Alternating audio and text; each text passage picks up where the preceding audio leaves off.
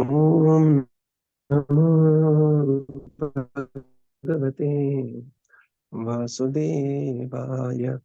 Om Namo Bhagavate Vasudevaya. Om Namo Bhagavate Vasudevaya. Narayanam Namaskritya Naram Chaiva Narottamam Devim Saraswatim Vyasam Tato Jayamudiraye.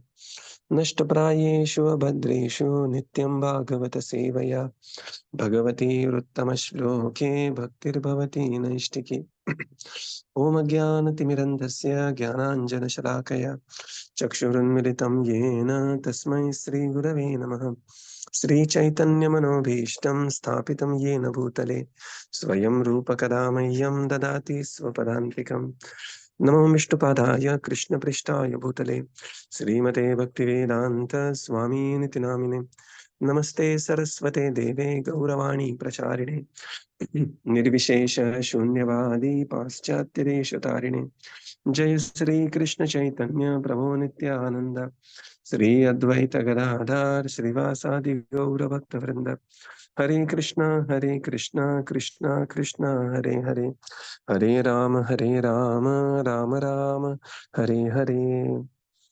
Hare Krishna. Reading from Srimad Bhagavatam by His Divine Grace A.C. Bhaktivedanta Swami Srila Prabhupada Ki Jai.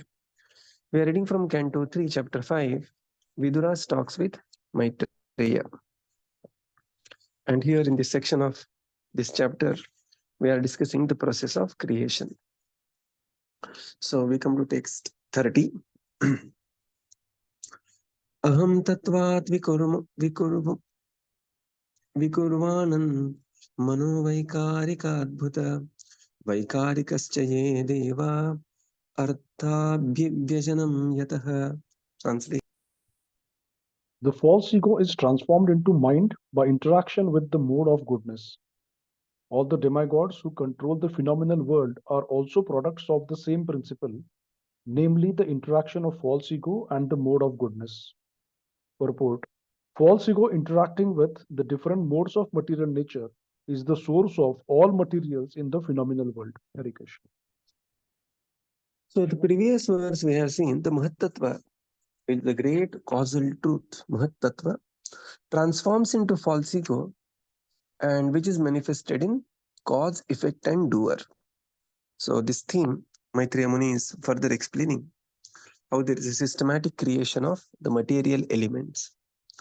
The false ego is when it is in interaction with goodness, it gives rise to mind. So it is transformed into mind, and thus all the demigods, they are the product of the same principle of the mind, where there is interaction of false ego and the mode of goodness. In the purport, Srila Prabhupada writes that the false ego interacting with different modes of material nature is the source of all materials in this phenomenal world. So false ego is going to interact, and this is how the creation is going to take place. So false ego plus goodness is equal to mind. And that's why Bhagavad Gita says, and the devatas are established in this plane of existence, right? So manomaya plane, more or less. Bhagavad Gita says this, urdhvam gachanti sattvastha madhye tishtanti rajasa. So there is, the existence of the demigods.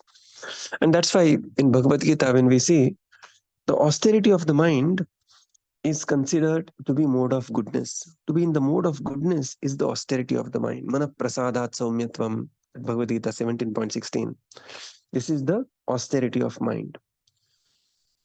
And also, this mind has to be engaged at the lotus feet of Krishna so that one can become, the mind becomes controlled. Savai mana Krishna padaravindayor. And this is one of the great quality of the demigods. And therefore, they are called as suraha, that they are always in sync with the Supreme Lord because their minds are absorbed in thinking of the Supreme Lord. So this is how false ego interacting with goodness. Text 31. Tejasanindriyavayanneva jnana karma mayani cha. Translation: the senses are certainly products of the mode of passion in false ego, and therefore philosophical speculative knowledge and fruitive activities are predominantly products of the mode of passion. Purport: the chief function of the false ego is godlessness. When a person forgets his constitutional position as an eternally subordinate part and parcel of the Supreme Personality of Godhead and wants to be happy independently, he functions mainly in two ways. He first attempts to act fruitively for personal gain or sense gratification, and after attempting such fruitive activities for a considerable time, when he is frustrated, he becomes a philosophical speculator and thinks himself to be on the same level as God. This false idea of becoming one with the Lord is the last snare of the illusory energy which traps a living entity into the bondage of forgetfulness under the spell of false ego. The best means of liberation from the clutches of false ego is to give up the habit of philosophical speculation regarding the absolute truth. One should know definitely that the absolute truth is never realized by the philosophical speculations of the imperfect egoistic person. The absolute truth or the supreme personality of Godhead is realized by hearing about him in all submission and love from a bona fide authority who is a representative of the 12 great authorities mentioned in the Srimad Bhagavatam. By such an attempt only one conquer the illusory energy of the Lord, although for others she is unsurpassable, as confirmed in Bhagavad Gita 7.14. Hare Krishna. Next, there is the false ego interacting with mode of passion. And when the false ego interacts with the mode of passion, there is the generation of the senses, indriya udbhava, and which has the two predominant activities. One is jnana, another is karma. Jnana Prabhupada writes here as philosophical speculative knowledge, and karma is the fruitive activities. The knowledge we are doing is not jnana.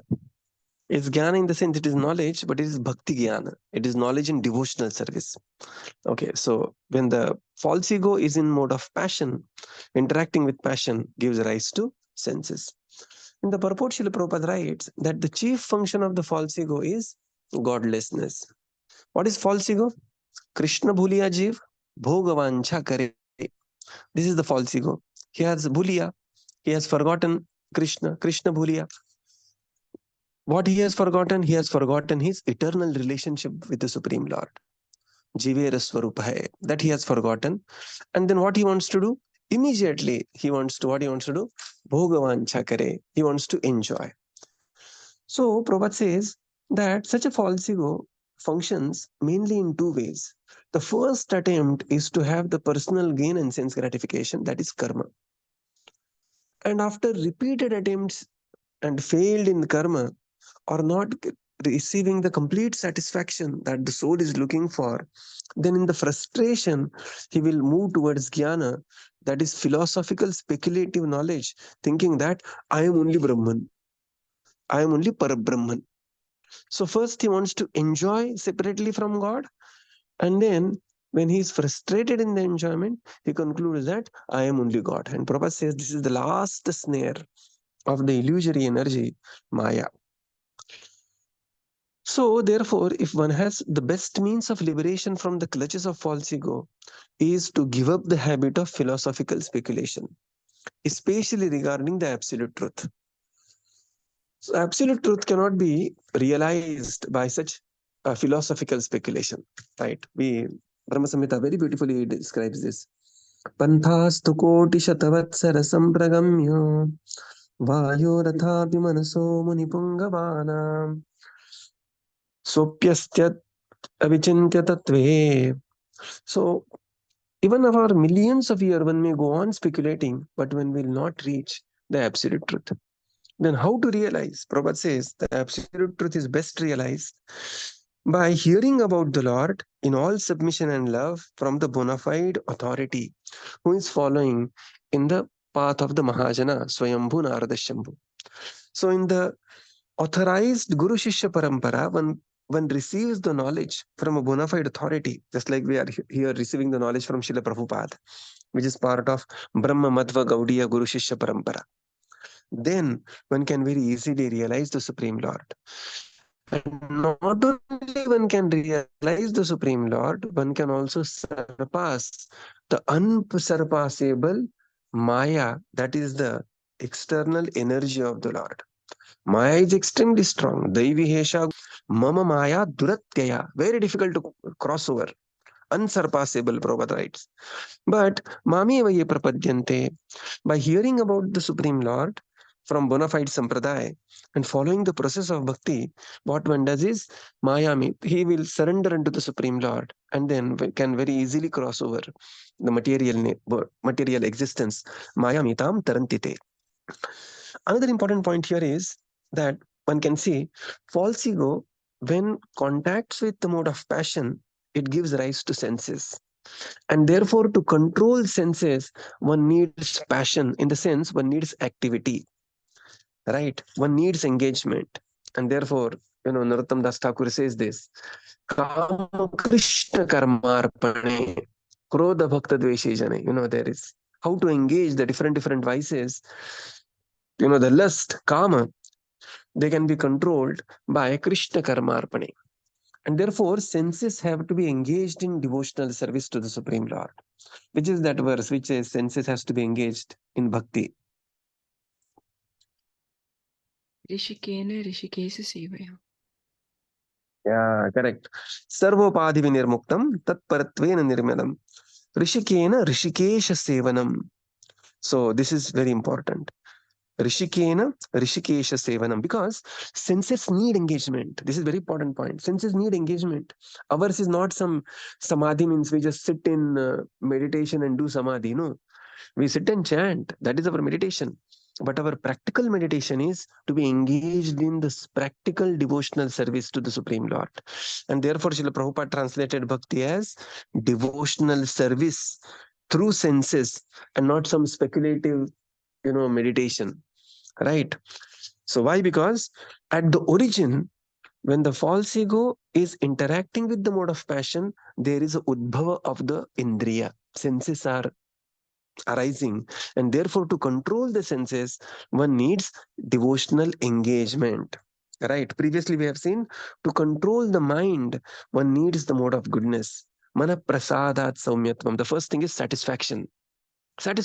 Of course, one can be progressive in life, but satisfaction is very important to control the mind. And similarly for the senses, it is engagement. Text 32. तामसो भूतसूक्ष्मादेर् यदखं लिङ्गमात्मनः. Translation. The sky is a product of sound, and sound is the transformation of egoistic ignorance. In other words, the sky is the symbolic representation of the Supreme Soul. Purport: in the Vedic hymns it is said, Etasmad Atmana Akasha Sambhuta. The sky is the symbolic representation of the Supreme Soul.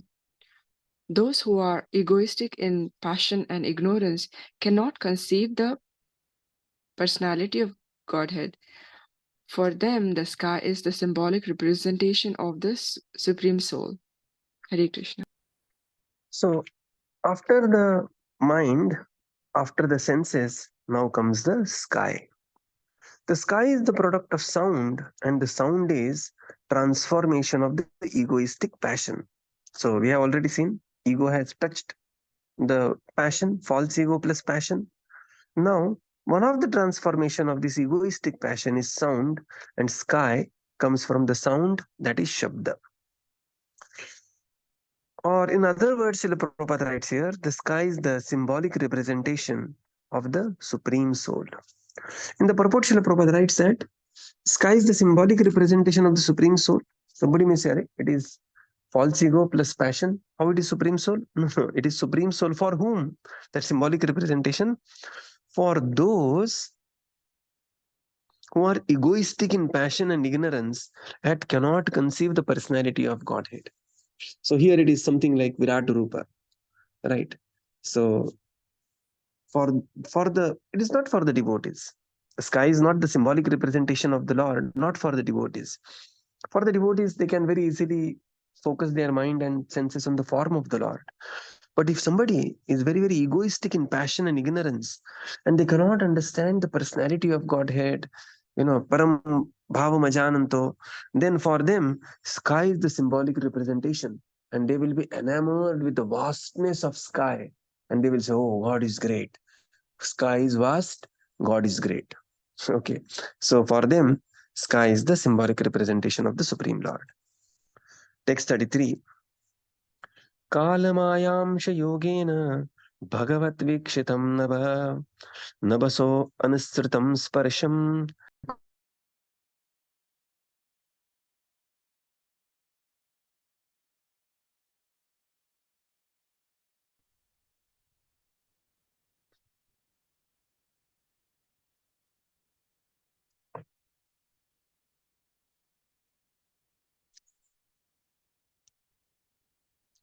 Somebody is reading, I'm unable to hear.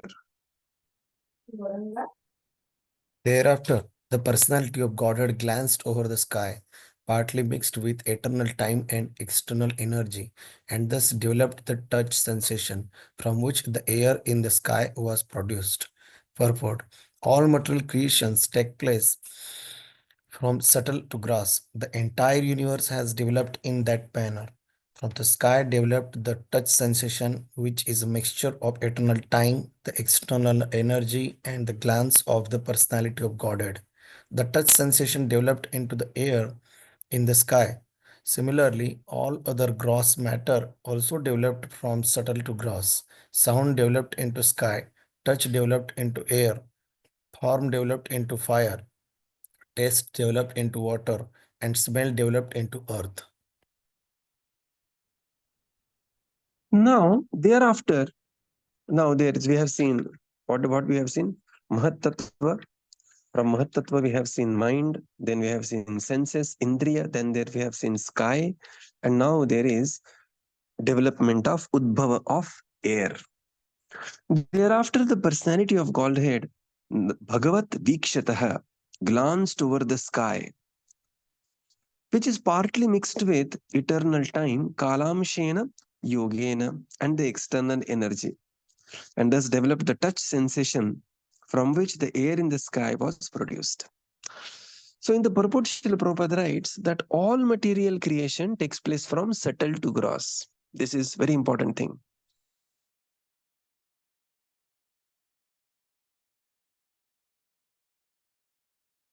Gross one.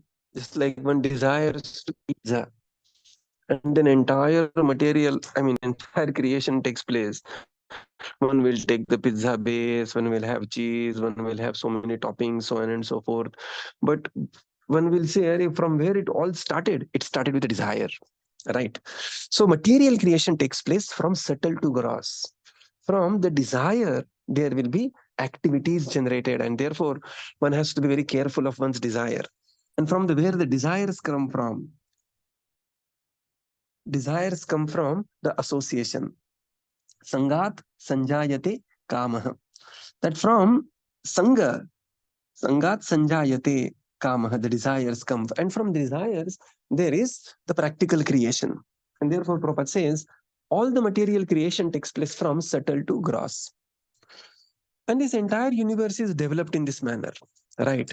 So whatever we see in the universal stage, that also we see in the day-to-day our life, and that also we'll see from micro to the macro, the entire governing principles will be almost similar principles, right? Just like the husband and wife desire to have a child, and from the desire there will be activities, and then there will be creation. So Prabhupada says the entire universe is developed in this manner. Which manner? The creation is taking place from subtle to gross. Now here we are seeing further grosser and grosser elements are going to be udbhava, are going to be produced by these interactions.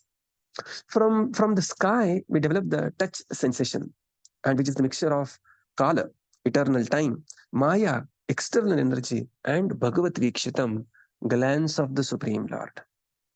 And then the touch will be developed into air.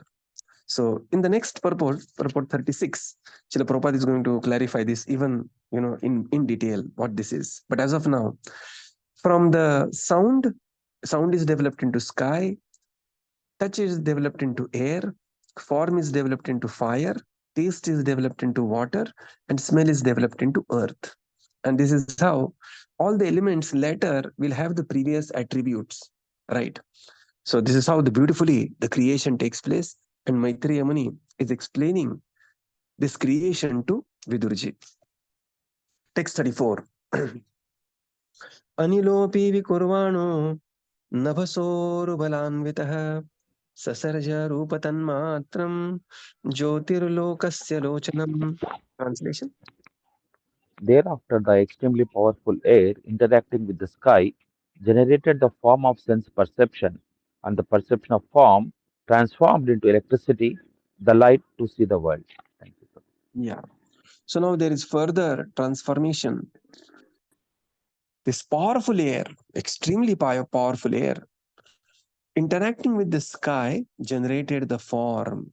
Form. Now there is a form is going to come in picture. After air, there is the form is coming, and this is the perception of the transformed into electricity or the light to see the world. Text 35. Anilenanvitam jyotir vikurvat paravikshitam adhattamborasamayam kalamayam shayogatah. Translation. When electricity was surcharged in the air and was glanced over by the Supreme at that time by a mixture of eternal time and external energy, there occurred the creation of water and taste. So now there is creation of from form, one is going to come to water now. Water and taste. Chila Prabhupada is going to clarify the whole thing in the next purport when all these 3-4 verses we are going to see there. So the electricity was surcharged in the air, and Bhagavat Vikshita glanced by the Supreme, and the mixture of the eternal time and space. So there is always a time, space, and glance of the Lord, and there is the creation of water and the taste. Right. Text 36. Jyotishambo अनुसंसृष्टं विकुर्वात् ब्रह्मवीक्षितं महीगन्ध गुणामाधात् कालामायां शयोगतः. Translation. Thereafter, the water produced from electricity was glanced over by Supreme Personality of Godhead and mixed with eternal time and external energy. Thus, it was transformed into the earth, which is qualified primarily by smell. Purport. From the descriptions of the physical elements in the above verses, it is clear that in all stages, the glance of the Supreme is needed with other transformation. The last finishing touch is the glance of the Lord, who acts as a painter does when he mixes different colors to transform them into particular color. When one element mixes with another, the number of its qualities increases. For example, the sky is the cause of air. The sky has only one quality, namely sound, but by the interaction of the sky with the glance of the Lord, mixed with eternal time and external nature, the air is produced, which has two qualities, sound and touch. Similarly, after the air is created, the interaction of sky and air, touched by time, the external energy of the Lord, produces electricity. Next, the interaction of electricity with air and sky mixed with time, the external energy and the Lord's glance over them produces water. In the final stage of sky, there is one quality, namely sound. In the air of two qualities, touch and sound. The electricity, three qualities, namely sound, touch, and form. In the water, four qualities, sound, touch, form, and taste. And in the last stage of physical development, the result is earth, which has all five qualities, sound, sound, touch, form, taste, and smell. Although they are different mixtures of different materials, such mixtures do not take place automatically, just as a mixture of color does not take place automatically without touch of other painters, without touch of the living painters. The automatic system is factually activated by the glancing touch of the Lord. Living consciousness is the final word in all physical changes. This fact is mentioned in Bhagavad Gita 9.10 as follows.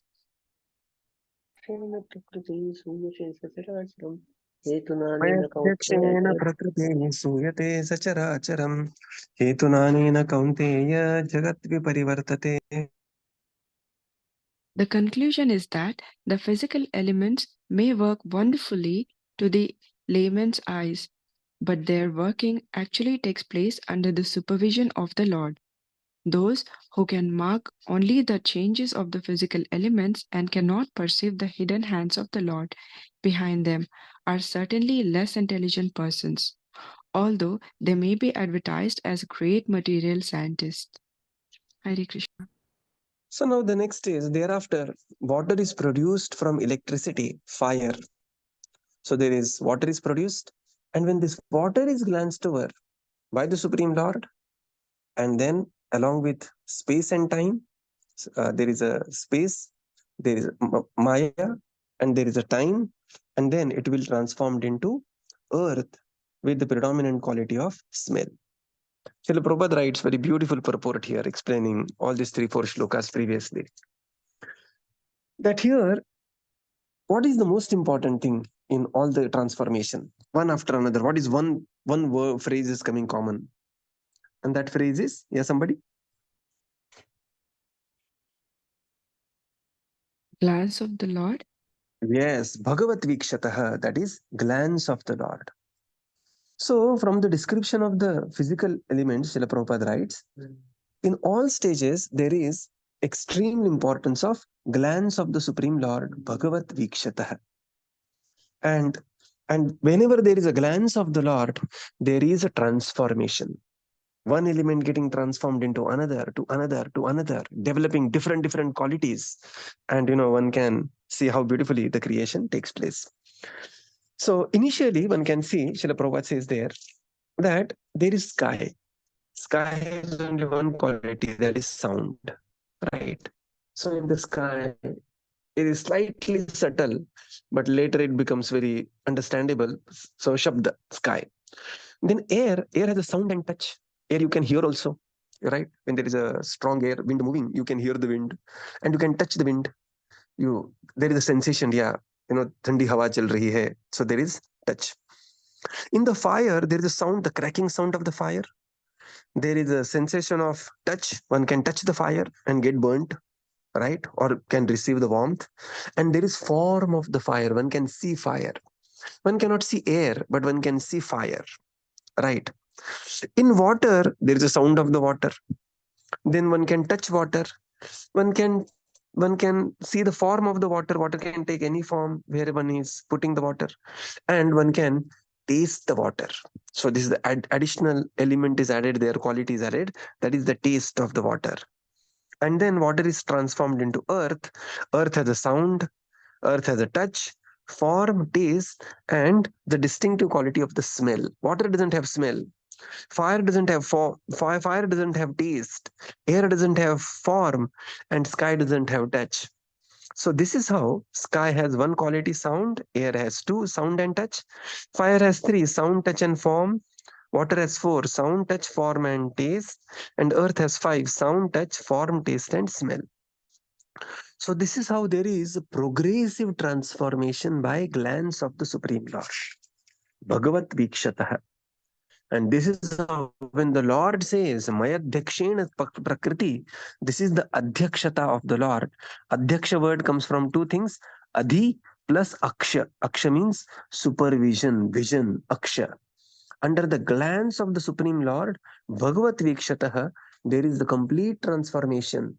That one element transforming into another and deriving one very specific quality progressively. So this is how the creation takes place. So, it is not some. Prabhupada says this can be compared to expert painter. He's taking different colors and manufacturing new colors. Colors may already exist, but unless there is a touch of the living painter, the new color cannot be manifested. Right? So here Prabhupada says, very beautifully Prabhupada writes here, Prabhupada says, a less intelligent person may be enamored by the vastness and these changes in the physical elements. However, one should know that behind those changes there is a supreme painter, the supreme jadugar, who is doing all these things bhagavat vikshataha, and neglecting him and simply getting lost in the material creation. And such people may be passed on as great material scientists, but they are really missing the biggest point, that is the hand of the Supreme Lord behind the material creation. So one very important point here is Bhagavat Vikshataha. Bhagavat Vikshataha means glance of the Supreme Lord. And this glance is so powerful that it gives qualities to even the dead matter is given the further quality. There is a transformation. And therefore it is said that one should visit the temple to receive glance of the Supreme Lord. Our Bhakti Rasamrit Swami Maharaj, he very strongly advocates devotees that one should stay near the temple, one should visit the temple. He to says one should visit temple at least 2 times a day, so that there will be a great transformation in your life, in the morning and in the evening. So this is the glance of the Lord. So we go to temple not so much to see God. We go to temple so that there is Bhagavat Vikshataha, the Supreme Lord, to receive the glance of the Supreme Lord. And such glance of the Supreme Lord, therefore the Lord is called as Amogha Darshana. Amogha Darshana means one whose glance never goes in vain. It will always lead to transformation. So we will conclude here and continue tomorrow. Srila Prabhupada ki jai, Jai. Gaura Bhakta Vrinda ki jai. Thank you, Prabhupada. Jai. Thank you, everyone. Hare Thank Krishna. Thank you, Prabhuji. Thank you, Prabhupada, Prabhupada. thank you, Prabhuji. Thank you, Prabhu. Thank you, Prabhuji. Hare Krishna. Hare Thank Krishna. you, Prabhupada. Thank you, Prabhuji. Hare Krishna. Thank you, Prabhupada. Prabhuji, Hare Krishna.